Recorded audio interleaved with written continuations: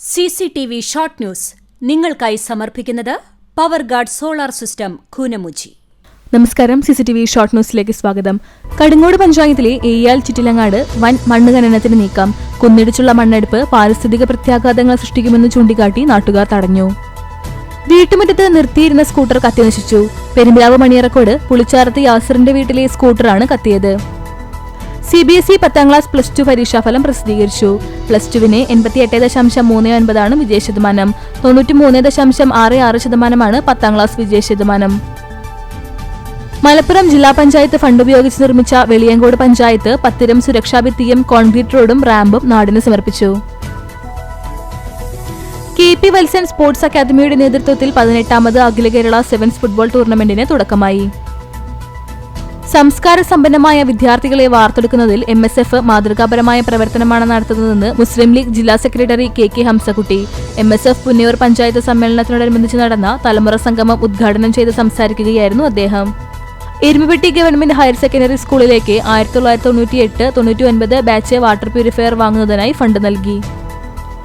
Kunnamkulam Bethany group of ഇൻസ്റ്റിറ്റ്യൂഷന്റെ നേതൃത്വത്തിൽ നടത്തപ്പെടുന്ന Badania finishing school 2ാം season തുടക്കമായി. കുന്നംകുളം മലങ്കര മെഡിക്കൽ മിഷൻ ആശുപത്രിയുടെ വാർഷിക പൊതുയോഗം ആശുപത്രി നഴ്സിംഗ് സ്കൂൾ ഓഡിറ്റോറിയത്തിൽ സംഘടിപ്പിച്ചു. കുന്നംകുളം നഗരസഭാ പരിധിയിൽ നിന്ന് വിജ്ഞാന കേരളം മെഗാ ജോബ് ഫെയർ ഇന്റർവ്യൂവിൽ പങ്കെടുത്ത് ജോലി ലഭിച്ചവർക്കും ഷോർട്ട് ലിസ്റ്റിൽ ഉൾപ്പെട്ട ഉദ്യോഗാർത്ഥികൾക്കും വിജ്ഞാന കേരളം സർട്ടിഫിക്കറ്റ് വിതരണം ചെയ്തു. തിരുനാൾ ആഘോഷത്തിനിടെ താക്കോൽ കൊണ്ട് തലയിൽ കുത്തിപ്പരിക്കേൽപ്പിച്ച കേസിൽ പ്രതി അറസ്റ്റിൽ. തൈക്കാട് പാലുവായ് സ്വദേശി ചെറുവത്തൂർ കുര്യാക്കോസ് മകൻ 30 വയസ്സുള്ള റിനോയിയെയാണ് ഗുരുവായൂർ അസിസ്റ്റന്റ് കമ്മീഷണർ TS സിനോജിന്റെ നേതൃത്വത്തിൽ അറസ്റ്റ് ചെയ്തത്. ചിറ്റാട്ടുകര ഹൈസ്കൂളിന് അനുമോദനവുമായി പൂർവ്വ വിദ്യാർത്ഥികൾ. SSLC പരീക്ഷയ്ക്ക് 100% വിജയവും 50 വിദ്യാർത്ഥികൾക്ക് മുഴുവൻ വിഷയങ്ങളിലും A+ ലഭിക്കുകയും ചെയ്ത ചിറ്റാട്ടുകര സെന്റ് സെബാസ്റ്റ്യൻ ഹൈസ്കൂളിനെ പൂർവ്വ വിദ്യാർത്ഥി സംഘടനാ അംഗങ്ങൾ ബൊക്കെ നൽകി അനുമോദിച്ചു.